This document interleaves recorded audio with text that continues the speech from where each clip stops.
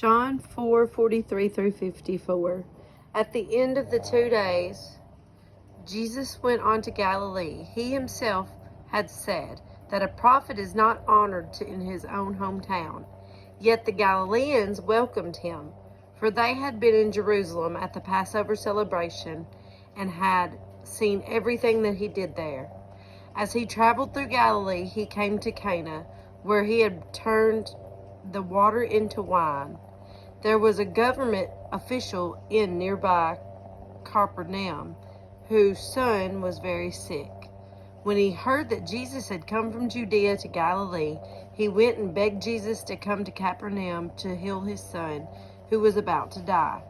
Jesus asked, "Will you never believe in me unless you see miraculous signs and wonders?" The official pleaded, "Lord, please come now before my little boy dies." Then Jesus told him, "Go back home, your son will live." And the man believed what Jesus said and started home. While the man was on his way, some of his servants met him with the news that his son was alive and well. He asked them when the boy had begun to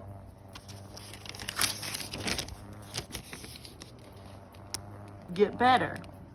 And they replied, "Yesterday afternoon at 1 o'clock, his fever suddenly disappeared." Then the father realized that was the very time Jesus had told him, "Your son will live." And he and his entire household believed in Jesus. This was the second miraculous sign that Jesus did in Galilee after coming from Judea. Psalms 105:16 through 36. He, the Lord, called for a famine on the land of Canaan, cutting off its food supply. Then he sent someone to Egypt ahead of them, Joseph, who was sold as a slave. They bruised his feet with fetters and placed his neck in an iron collar until the time came to fulfill his dreams. The Lord tested Joseph's character. Then Pharaoh sent for him and set him free. The ruler of the nation opened his prison door. Joseph was put in charge of all the king's household. He became ruler over all the king's possessions.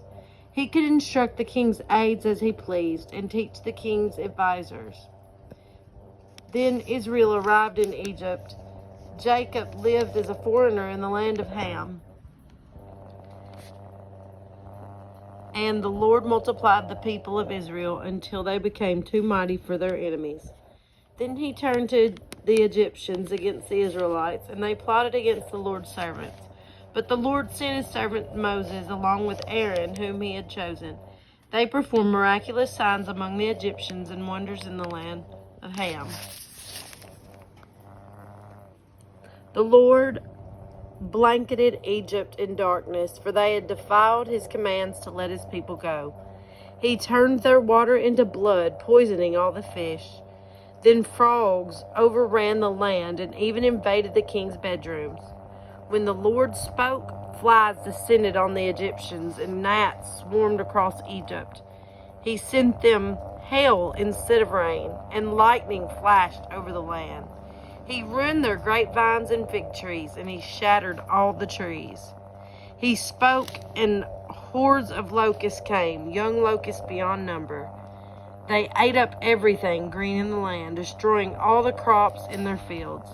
Then he killed the oldest son in each Egyptian home, the pride and joy of each family. Proverbs 14:26 and 20 through 27. Those who fear the Lord are secure. He will be a refuge for their children. Fear of the Lord is a life-giving foundation. It offers escape from the snares of death.